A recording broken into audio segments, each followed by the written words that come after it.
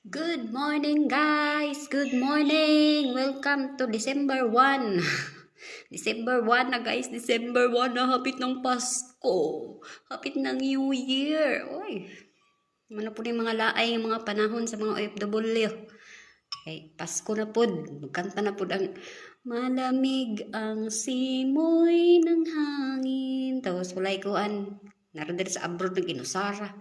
Dito sa Pilipinas, berti ng bibo. Bibo kayo si Lolo. Dito, pagkuhan ng maruling ay.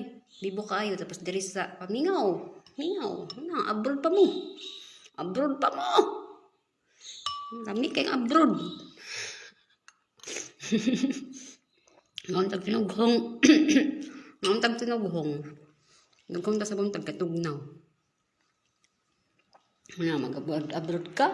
Oh. Juga kakuha ka ng mga event sa Pasko, ng mga kuwan sa mong anak.